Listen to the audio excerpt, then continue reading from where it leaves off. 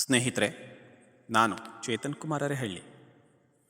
ಇಲ್ಲಿ ಒಂದು ಫೋಟೋ ಕಾಣಿಸ್ತಾ ಇದೆ ನಿಮಗೆ. ಈ ಫೋಟೋ ಹಿಂದೆ ಒಂದು ಸಣ್ಣ ಘಟನೆ ನಡೆದಿತ್ತು. ಅದನ್ನು ನೆನಪು ಮಾಡ್ಕೊಳ್ಳಿಕ್ಕೋಸ್ಕರನೇ ವಾಚ್ಮುಖ್ಯನ ಈ ಒಂದು ಫೋಟೋವನ್ನು ಶೇರ್ ಮಾಡ್ತಾ ಇದ್ದೇನೆ. ಆತ್ಮೀಯರೇ, ಇವತ್ತು ಸಂಜೆ ಸುಮಾರು 4:30 ಹೊತ್ತಾಗಿತ್ತು. ದಾವಣಗೆರೆಗೆ ಕೆಲಸದ ನಿಮಿತ್ತ ಹೋಗಿದ್ದರಿಂದ ಹಾಗೆ ರಸ್ತೆ ಮೇಲೆ ಹೋಗ್ತಾ ಇದ್ದೆ. ಯಾಕೋ ತುಂಬ ಹೊಟ್ಟೆ ಹಸಿವು ಅನ್ನಿಸ್ತು. ಹೊಟ್ಟೆ ಹಸಿವನ್ನು ನೀಗಿಸ್ಕೊಳ್ಳೋಕ್ಕೋಸ್ಕರ ಅಕ್ಕಪಕ್ಕದಲ್ಲಿ ಹೋಟೆಲ್ ನೋಡಿದೆ. ಅಲ್ಲೇ ಒಂದು ಸಣ್ಣ ಕೈಗಾಡಿ, ಮಣಿಕಂಠ ಹೋಟೆಲ್ ಅಂತ, ದಾವಣಗೆರೆ KSRTC ಬಸ್ ಸ್ಟ್ಯಾಂಡ್ ಎದುರುಗಡೆ ಇರ್ತಕ್ಕಂಥ ಒಂದು ಕೈಗಾಡಿ. ಅಲ್ಲಿಗೆ ಹೋದೆ. ಬಡ ಬಡ ಗಾಡಿ ನಿಲ್ಲಿಸಿ ಅಲ್ಲಿ ಹೋಗಿ ಏನಿದೆ ತಿಂಡಿ ಅಂತ ಕೇಳಿದಾಗ ಪುಳಿಯೋಗರೆ, ಪಲಾವ್ ಇದೆ ಅಂತ ಹೇಳಿ ನನಗೆ ಹೇಳಿದರು. ನನಗೊಂದು ಕಡೆ ಹಸಿವು, ಏನಾದರೂ ಸಿಗ್ಲಪ್ಪ ಊಟ ಮಾಡಿಬಿಡೋಣ ಅನ್ನುವಷ್ಟು ಹಸಿವಾಗಿತ್ತು. ಹಾಗಾಗಿ ನಾನು ಅರ್ಧ ಪಲಾವು ಅರ್ಧ ಪುಳಿಯೋಗರೆ ಕೊಡಿ ಅಂತ ಹೇಳಿ ಕೈ ತೊಳ್ಕೊಂಡು ಅವರು ಕೊಟ್ಟಂತಹ ತಿಂಡಿಯನ್ನು ತೆಗೆದುಕೊಂಡು ಅಲ್ಲೇ ಪಕ್ಕದಲ್ಲಿ ಕಲ್ಲಿತ್ತು, ಆ ಕಲ್ಲ ಮೇಲೆ ಕುತ್ಕೊಂಡು ತುಂಬಾ ಹಸಿವಾಗಿರೋದ್ರಿಂದ 2 ಗುಕ್ ಗಬ ಗಬ ಅಂತ ಬಾಯಿಗೆ ಹಾಕ್ಕೊಂಡು ಇನ್ನೇನು ಅಗಿಬೇಕು ಅನ್ನೋಷ್ಟರಲ್ಲಿ ಸರ್ ಅನ್ನುವಂತಹ ಒಂದು ವಾಯ್ಸ್ ನನ್ನ ಕಿವಿ ಕೇಳಿಸ್ತು. ನಾನು ಅತ್ಯಂತ ಆಶ್ಚರ್ಯದಿಂದ ಚೆಂಡೆತ್ತು ನೋಡಿದೆ. ಅಲ್ಲಿ 3 ಜನ ಯುವಕರು. ಅದರಲ್ಲೊಬ್ಬ ಹಾಫ್ ಪ್ಯಾಂಟ್ ಹಾಕ್ಕೊಂಡು, ಈಗಿನ ಸ್ಟೈಲ್ ಪ್ರಕಾರ ಒಂದಿಷ್ಟು ಗಡ್ಡ ಮೀಸೆಗಳನ್ನು ಬಿಟ್ಕೊಂಡು ಇರ್ತಕ್ಕಂಥ ಹುಡುಗ.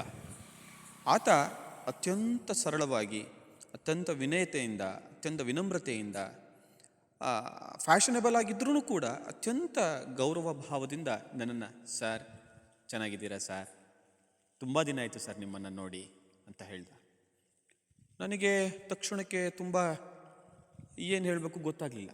ಒಂದು ಕಡೆ ಹಸಿವು, ಮತ್ತೊಂದು ಕಡೆ ಬಾಯಿ ಆಡಿಸ್ತಾ ಇರುವಂಥದ್ದು, ಇನ್ನೊಂದು ಕಡೆ ಆ ಕಣ್ಣುಗಳ ಯುವಕನನ್ನು ನೋಡ್ತಾ ಇದೆ. ಯಾರಿರ್ಬೋದು ಅನ್ನೋವಂಥದ್ದು ಸಡನ್ನಾಗಿ ನನಗೆ ಗೊತ್ತೂ ಆಗಲಿಲ್ಲ. ಆದರೆ ಆ ಯುವಕ ಅಲ್ಲಿಗೆ ನಿಲ್ಲಿಸಲಿಲ್ಲ. ಮತ್ತು ಇನ್ನಷ್ಟು ಏನೋ ಸಿಕ್ಕ ಖುಷಿಯಿಂದ, ಏನೋ ಅವನಿಗೆ ಸಿಕ್ಕಿದೆ ಅನ್ನುವಂತಹ ರೀತಿಯಲ್ಲಿ ಭಾಳ ಖುಷಿಯಿಂದ, ಭಾಳ ಸಂತೋಷದಿಂದ, ನಿಮ್ಮನ್ನು ನೋಡಿ ತುಂಬ ಸಂತೋಷ ಆಯಿತು ಸರ್ ನನಗೆ. ನಾನು ಸರ್ ಗೊತ್ತಾಗಲಿಲ್ವಾ ಸರ್, ನಿಮ್ಮ ಶಿಷ್ಯ ಸರ್, ನಿಮ್ಮ ವಿದ್ಯಾರ್ಥಿ ಸರ್ ಅಂತ ಹೇಳ್ದ. ನನಗೆ ಒಂದು ಸರಿ ಸಡನ್ ಆಫ್ ಏನು ನಾನು ಹೇಳಬೇಕು ಗೊತ್ತಾಗಲಿಲ್ಲ. ಆ ಕ್ಷಣಕ್ಕೆ ಬಾಯಲ್ಲಿದ್ದನ್ನು ಫಸ್ಟ್ ಅಗದು ನುಂಗ್ಬಿಟ್ಟು ನಾಟಕೀಯವಾಗಿಯೇ, ಗೊತ್ತಾಗಲಿಲ್ಲ ಸಡನ್ನಾಗಿ, ನಾಟಕೀಯವಾಗಿಯೇ ಆ ಹುಡುಗನನ್ನು ಏನಪ್ಪ ಚೆನ್ನಾಗಿದೆಯಾ, ಮತ್ತು ಏನು ವಿಶೇಷ ಅನ್ನೋ ರೀತಿಯಲ್ಲಿ ಮಾತಾಡಿದೆ. ಅಲ್ಲಿಗಾಗಲೇ ಆ ಯುವಕನಿಗೆ ಗೊತ್ತಾಗಿತ್ತು ನಾನು ಅವನನ್ನು ಇನ್ನೂ ಗುರ್ತು ಹಿಡ್ದಿಲ್ಲ ಅಂತ. ಅಷ್ಟರಲ್ಲಿ ಮತ್ತೆ ಹೇಳ್ದ ಅವನು, ಸರ್ ನಾವು ಹೀಗೆ ನಿಮ್ಮ ಶಾಲೆಯಲ್ಲಿ ಓದಿದ್ದು ಸರ್, ಇಂಥ ಬ್ಯಾಚು SSLC. ಅವಾಗ ಭಾಳ ಹೇಳ್ತಿದ್ರಿ ಸರ್ ನೀವು ನಮ್ಮನ್ನು, ಚೆನ್ನಾಗೋದು ರಾಕೇಶ ಅಂತ. ಹಗಲು ರಾತ್ರಿ ಪಾಠ ಮಾಡ್ತಿದ್ರಿ ಸರ್ ನಮ್ಮ ಜೊತೆಗಿದ್ದು. ನಮ್ಮನ್ನು, ನಿಮ್ಮಂಥ ಟೀಚರ್ಸ್ನ ನಾವು ಅವಾಗ ಸರಿಯಾಗಿ ಬಳಸ್ಕೊಳ್ಳಿಲ್ಲ. ಇವಾಗ ಫೇಲ್ ಆಗಿದ್ದೆ ಸರ್. ನೀವು 2 ಸರಿ ನನಗೆ ಕಟ್ಟಕ್ಕೆ ಹೇಳಿದ್ರಿ, ಮತ್ತು 3ನೇ ಸರಿ ನಾನೇ ಯಾಕೂ ಕಟ್ಟಕ್ಕೆ ಹೋಗಲಿಲ್ಲ ಸರ್, ಹಾಗೆ ಉಳ್ಕೊಳ್ತು ಅಂತ ಎಲ್ಲ ಹೇಳ್ತಾ ಬಂದ. ಆಗ ನನಗೆ ಒಂದಿಷ್ಟು ಸಣ್ಣದಾಗಿ ನೆನಪಾಗ್ತಾ ಬಂತು. ಆಗ ಅನ್ನಿಸ್ತು, ಮಂಜುನಾಥ್ ಅನ್ನುವಂಥವರ ಒಬ್ಬನೇ ಮಗ ರಾಕೇಶ ಅಂತ ಅವನು ಬಂದ. ನನಗೂ ಒಂಥರ ಖುಷಿ ಅನ್ನಿಸ್ತು, ನನ್ನ ವಿದ್ಯಾರ್ಥಿ ನನ್ನ ಜೊತೆಗೆ ಇವತ್ತು ಸಿಕ್ಕಿದ್ದಾನೆ ಭಾಳ ದಿನಗಳ ನಂತರ ಅನ್ನುವಂಥದ್ದು. ಆಗ ಅವನ ಕುಶಲ ಉಪಚಾರವನ್ನೆಲ್ಲ ಮಾಡ್ತಾ, ಮತ್ತೇನು ವಿದ್ಯಾಭ್ಯಾಸ ಮುಗಿಸಿದ್ದೇನಪ್ಪ ಅಂತ ಕೇಳಿದೆ. ಅವನು ಇಲ್ಲ ಸರ್, ಅಲ್ಲಿಗೆ SSLCಗೆ ನಿಲ್ಲಿಸ್ಬಿಟ್ಟೆ ಅಂತ. ನಾನು ಅಲ್ಲಿಗೆ ಬಿಡಲಿಲ್ಲ. ಮತ್ತು ಏನು ಮಾಡ್ತಾ ಇದೀಯಾ ಅಂತ ಕೇಳಿದೆ. ಸರ್ ಪರವಾಗಿಲ್ಲ ಸರ್, ನಾನೀಗ ಅಪ್ಪಾಜಿ ಜೊತೆಗೆ ಕಾರ್ಪೆಂಟ್ರ್ ಕೆಲಸ ಮಾಡ್ತಾಯಿದ್ದೀನಿ ಅಂತ. ನನಗೆ ಒಂದಿಷ್ಟು ಸಮಾಧಾನ ಅನ್ನಿಸ್ತು. ವಿದ್ಯಾಭ್ಯಾಸ ನಿಂತ್ಕೊಂಡ್ರೂ ಕೂಡ ಆತ ಏನೋ ಜೀವನೋಪಾಯಕ್ಕೆ ಒಂದು ಕೆಲಸವನ್ನು ಮಾಡ್ತಾ ಇದ್ದಾನೆ, ಮನೆಯನ್ನು ನಿರ್ವಹಿಸ್ತಾ ಇದ್ದಾನೆ ಅಂತ ಖುಷಿ ಅನ್ನಿಸ್ತು.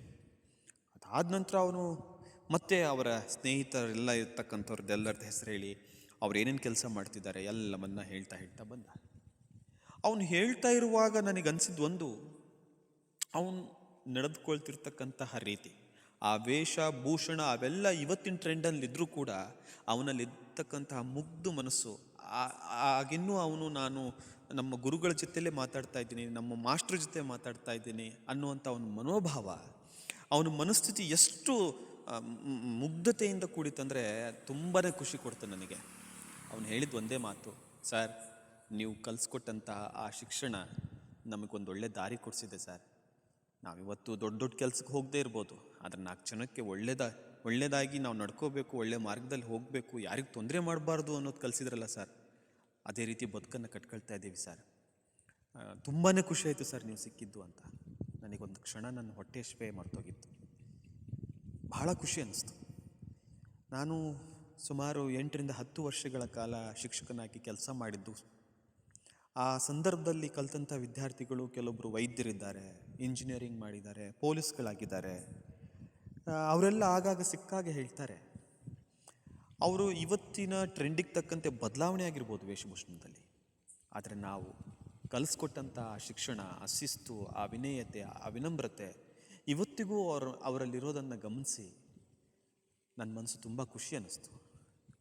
ಆದರೆ ಆ ಯುವಕ ಮತ್ತೊಂದು ಮಾತು ಹೇಳ್ದೆ ನನಗೆ, ಸಾರ್ ಅವತ್ತು ನೀವು ನಮಗೆ ಓದ್ಕೊಳ್ರಿ ಅಂತ ನೀವು ಹೇಳ್ತಾ ಇದ್ರಿ. ನಮ್ಮ ತಂದೆಯವರು ಅಷ್ಟೇ ಕಷ್ಟಪಟ್ಟು ಓದ್ಕೊಳ್ಳಪ್ಪ ನಿಮ್ಮ ಸರ್ ಹೇಳ್ದಂಗೆ ಅಂತ ಹೇಳ್ತಾಯಿದ್ರು. ಆದರೆ ನಾವೇ ಓದಲಿಕ್ಕಾಗದೆ ಸುಮ್ಮನೆ ಅಲ್ಲಿ ಅಡ್ಡಾಡಿ ನಮ್ಮ ಟೈಮನ್ನೆಲ್ಲ ಹಾಳು ಮಾಡ್ಕೋತಾ ಓದ್ಕೊಳ್ದೆ ಇವತ್ತು ಒಬ್ಬ ಕಾರ್ಪೆಂಟ್ರಾಗಿದ್ದೀನಿ ಸರ್ ಅಂತ.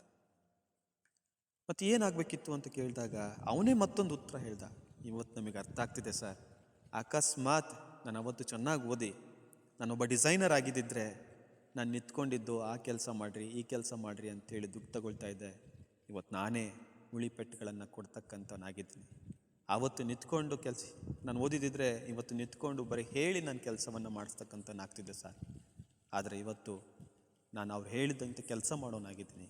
ನನ್ನ ಹೊಟ್ಟೆಗೇನು ತೊಂದರೆ ಇಲ್ಲ ಸರ್, ಆದರೆ ನಾನು ಅವತ್ತು ಓದಿದ್ದಿದ್ರೆ ಸಾವಿರಾರು ಜನಕ್ಕೆ ಕೆಲಸ ಕೊಡ್ತಕ್ಕಂಥ ಒಬ್ಬ ಇಂಜಿನಿಯರು ಏನೋ ಒಂದು ಆಗ್ತಿದ್ದೆ ಅನಿಸುತ್ತೆ ಸರ್.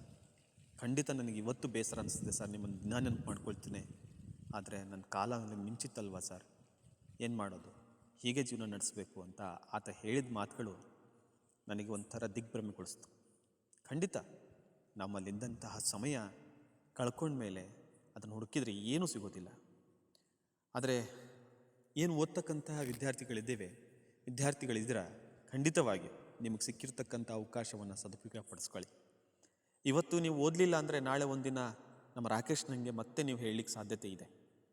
ದಯವಿಟ್ಟು ಅದಾಗದೆ ಎಲ್ಲರೂ ಕೂಡ ಓದೋದ್ರ ಕಡೆ ಗಮನ ಹರಿಸ್ಬೇಕು ಅಂತ ನಾನು ಕೇಳ್ಕೊಳ್ತಾ ಇದ್ದೇನೆ. ನನಗೊಂದು ಖುಷಿ ಕೊಟ್ಟಿದ್ದೇನೆಂದರೆ, ನಾನು ಏನು ಗಳಿಸಿದ್ದೀನೋ ಏನು ಬಿಟ್ಟಿದ್ದೀನೋ ಗೊತ್ತಿಲ್ಲ, ಆದರೆ ವಿನಯದಿಂದ ಕೂಡಿದ ವಿನಮ್ರತೆಯಿಂದ ನಾನು ನಿಂತ್ಕೊಂಡು ನನ್ನ ಎದುರಿಗೂ ಕೂಡ ಅವರಿನ್ನೂ ನಿಂತ್ಕೊಳ್ಳೋಷ್ಟು